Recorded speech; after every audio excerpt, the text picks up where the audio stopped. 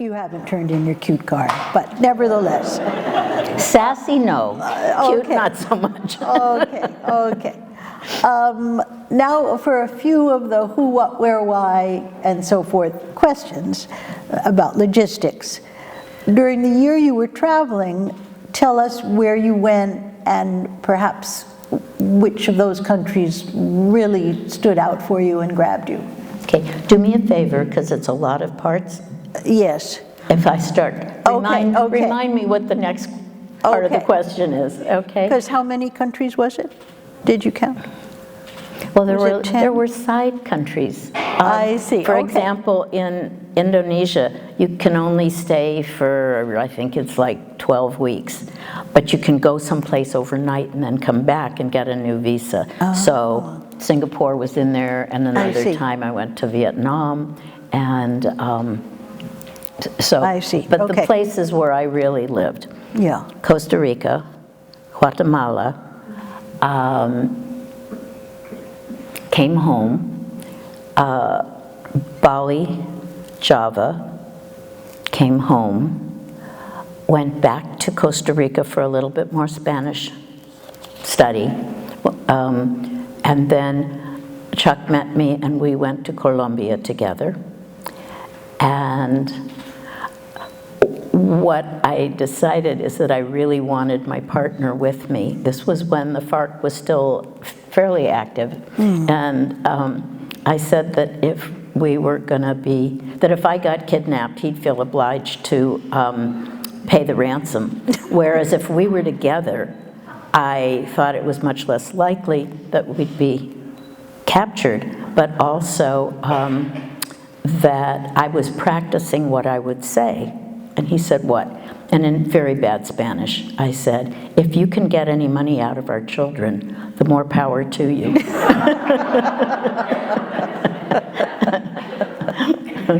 That was before Shala Darling, not now. And so Colombia, and then Chuck went home and I went to Cuba. And then my mother died, and I went home to be with her. And then I realized that I had a one-way ticket home from Guatemala. So I paid for the ticket to Guatemala, and then I got to come home when I thought I would, from the place I thought I would. So. Now, let me, you sort of alluded to this, and we were going to talk about this a little bit later, but explain about the comings and goings. I think part of the way you negotiated with Chuck was that you weren't just kaboom going away for the entire year. Yes. But you were going back and forth, and he was meeting you. Tell us about that, how you worked it out. When I would say, even up until now, when I say I went traveling on my own for a year, people kind of, well, how did that one work out? And you know what they're talking about. So anyway, but you went for 3 months. And This dream had been percolating for a long time before I really sat down with Chuck and said, you know, let's talk about it. I don't know whether this had anything to do with it or not, but Chuck and I spent some time in the Amazon jungle and took a hallucinogen called ayahuasca. The vomiting part is not fun, but anyway, after that, the dream that had been kind of sitting just came out my mouth, and I said, could we talk about it? So we had, I call it marital negotiation because it's structured, and it's a structure that we've evolved over many years.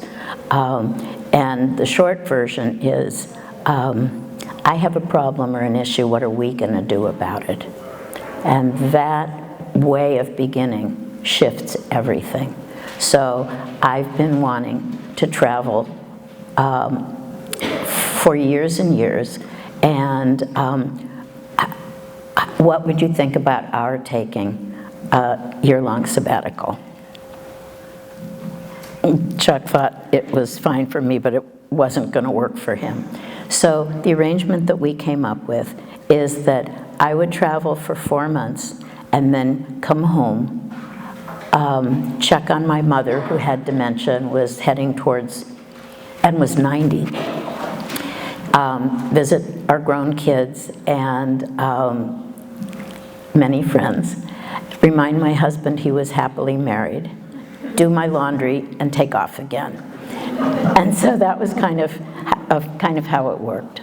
So after the Costa Rica, Guatemala segment, I came home. And likewise, after the 4 months in Indonesia and Java, came home, and then came home after the Colombia, Cuba time. And Chuck met you at least a couple times. Thank you. Including one earthquake, if I remember. So Chuck wasn't available to go traveling with me for a year, but he did carve out 2 weeks during each, I said it was like on the quarter system. During each quarter, he would come for 2 weeks and we would travel. And those 2 weeks were in Guatemala and in Bali and Java and in Colombia, where we did not get kidnapped. Very good. So what were some of your goals for your travels? What were some of the things that you were thinking you wanted to accomplish or experience or?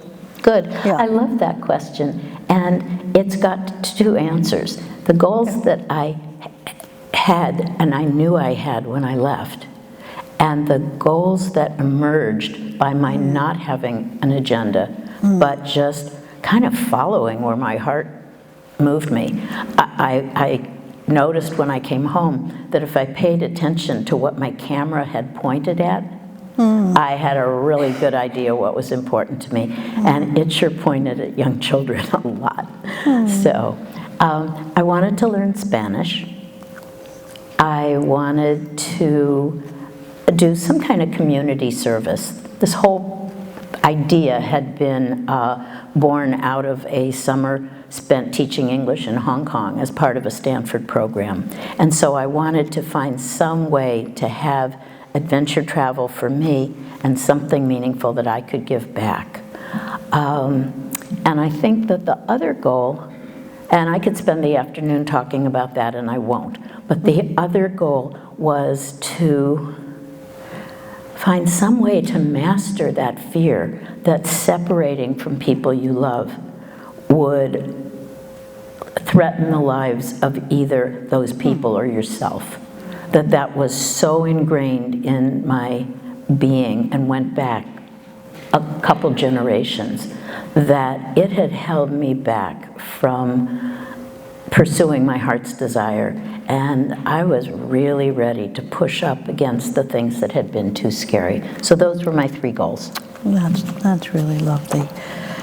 Well, let's have another interlude where I'm going to ask Leah to read another short section from the book, a different kind of a section that takes place in Guatemala. I'd love to back up for a minute, if you Okay, don't mind. sure. And I want to talk about the goals that found me. Oh, yes, you did say that, yes. And it did start from where my camera pointed. I discovered that I loved living in homes with little children. And wherever I went, I would go from the big city airport, visit a couple museums, and then head to a small town and try to settle into the community. And I would stay with families. And I looked for families that had very young children, and some of them are still in my life a couple decades later. I loved living with families and not having to be the mom. And so when I think what was so wonderful about travel, part of it was getting to be part of a really cozy, loving family, and somebody else got to be the mom. The other goal that found me was about play. I think I've always had a sense of humor, and I always loved getting to wander into other people's playful situations. But I wanted to be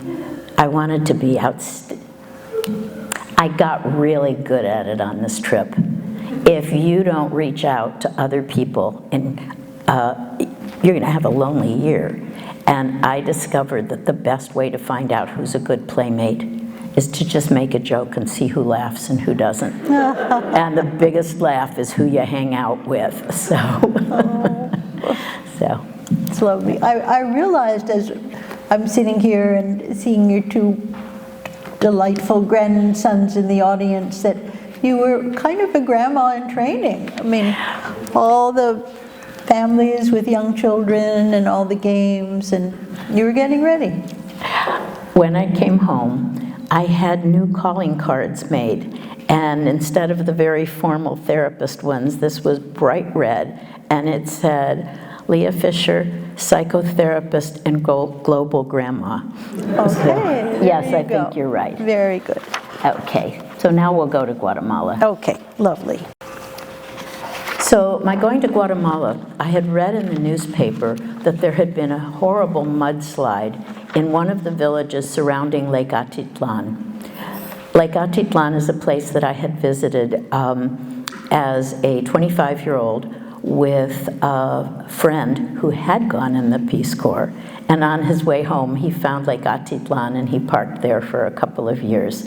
And so the thought that there had been a terrible disaster in that area was pretty heartbreaking. And since I was getting to go wherever I wanted, I decided I would spend time there.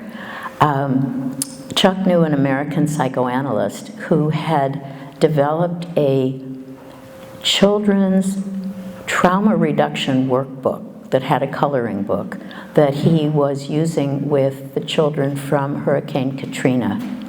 And I asked him if I could take that book with me to work with the children who had been affected by the mudslide and translate this into Spanish. And he said yes. I did not tell him I'd have to learn Spanish in order to do it, but I was already getting spunkier. So anyway, and then it turned out while I'm working on this project and I went to a indigenous village called Santiago Atitlan, which was one of the ones around this lake. And they had just put together a mental health consortium, people who came in, mental health workers from different parts of the country, to try to coordinate a response to this. And lo and behold, I got invited to be part of this nascent organization. So during my early weeks in Santiago Atitlan, I repeatedly embarrassed myself by mistaking one traditionally garbed Maya person for another. One of the social workers invites me to accompany her to a training session for local midwives. Even though it is conducted in Sutuil and I comprehend nothing, I'm fascinated to encounter the women who deliver many of the community's babies.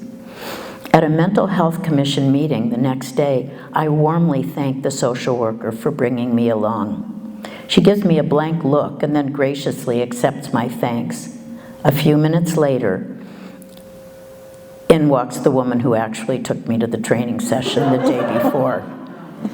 I turned beet red, and my face is still hot at the end of the meeting. On another occasion, I address one of the social workers as Angelica until she finally tells me, I'm Lucia. I don't know anyone named Angelica. Once again, I'm mortified. Must I constantly reveal that all Maya look alike to me? Then one day, the youngest of the 4 children in my host family comes to visit for the weekend. Diana is 26 years old and the only member of her family who speaks English. She lives and works in Guatemala City. Walking into the cozy kitchen and seeing me for the first time, she greets me warmly with, "Hello, Katie." I return her greeting with a straight face, but I can hardly contain my mirth. Here I am, 60-something, gray-haired, barely 5 feet tall, and petite. Katie is 23 years old. She is a towering 5'10" with curly blonde hair, a loud, booming voice, and the strong, athletic body of a former college swimmer. Suddenly, I get it. It's not just me. To a Maya person, all gringos look alike. Diana's faux pas helps me relax and forgive myself until, little by little, I get to know people in town well enough to keep them straight.